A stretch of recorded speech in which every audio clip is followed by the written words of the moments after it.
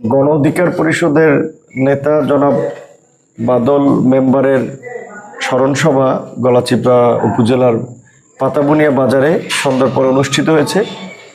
আমরা সেই সমাবেশ শেষে 10:30টার দিকে আমরা আমাদের গলাচিপা শহরে আমরা ফিরব। সেই মুহূর্তে আমরা জানতে পারি যে এই গলাচিপা দশমিনা থেকে বিএনপির মনোনয়ন প্রত্যাশী নেতা জনাব হাসান মামুনের অনুসারীরা রাস্তায় গাছ ফেলে রামদা হাতে, হকিস্টিক হাতে, ইট, আপনার গুলতি এগুলো নিয়ে তারা আপনার রাস্তায় অবস্থান নিয়েছে যে আমাদের নেতাকর্মীদের উপরে হামলা করবে। আমাদের কিছু সাধারণ কর্মীরা পরিস্থিতি দেখার জন্য যাচ্ছিলেন। সেই সময় দুটি মোটরসাইকেল তারা আগুন দিয়ে পুড়িয়ে দেয়, আরও 5-7টি মোটরসাইকেল ভাঙচুর করে, বেশ কয়েকজন নেতাকর্মীকে আহত করে।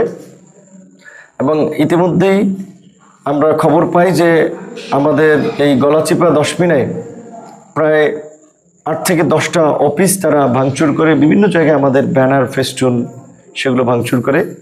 এখানে জনাব হাসান মামুনের সাথে আমার কোনো রাজনৈতিক বা আদর্শিক মিলও নাই, দ্বন্দ্বও নাই, কারণ তিনি বিএনপির কেন্দ্রীয় নেতা, আমি একটা দলের সভাপতি।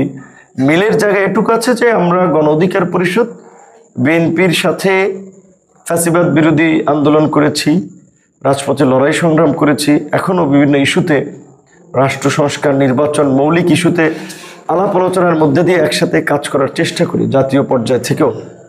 সেখানে আঞ্চলিক পর্যায়ে জনাব হাসান মামুনের সাথে আমার ওই ধরনের কোনো রাজনৈতিক সম্পর্ক নাই। বিএনপির একটা বড় রাজনৈতিক দল, হাসান মামুন রাজনীতি করতে চাইলে, প্রোগ্রাম করতে চাইলে তার নেতাকর্মীদের নিয়ে করবেন। কিন্তু আমি যতদূর জানতে পেরেছি যে আমরা যখনই এলাকায় আসি, একটা গণসংযোগ হয়, সাধারণ মানুষ এলাকার সন্তান হিসেবে তাদের যে একটা দেখার আগ্রহ, তারা আগে পত্রপত্রিকা দেখেছে, টেলিভিশনে বক্তব্য শুনেছে, একটা গণজোয়ার তৈরি হয়। এইটা দেখে মূলত তারা আসলে এই ঈর্ষান্বিত হয়ে এই আমাদের নেতাকর্মীদেরকে হুমকি দেওয়া, বিভিন্ন জায়গায় হামলা করা, এই কাজগুলো করছেন। বিশেষ করে আমি যখন এই জুলাইয়ের পরে আমি যখন এই পটুয়াখালীতে আসি প্রথম, সেই সময় এই গলাচিপার আমখোলা থেকে আমাদের লোকেরা যাওয়ার পথে গাড়িতে হামলা করেছিল। এবং গত রোজার ঈদেও দশমিনার আলীপুরাতে আমাদের নেতাকর্মীদের খেলায় তারা সেই স্টেজ বেস্টেজ ভাঙচুর করে, এইবার ঈদের আগে এবং আসার পরেও আমাদের কয়েকজন নেতাকর্মীকে মারধর করে।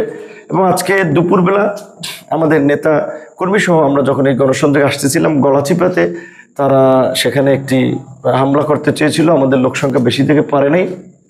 তো এখন একটা ঠুনকো অভিযোগ তুলে যে তারা আজকে এই পরিস্থিতি তৈরি করলো।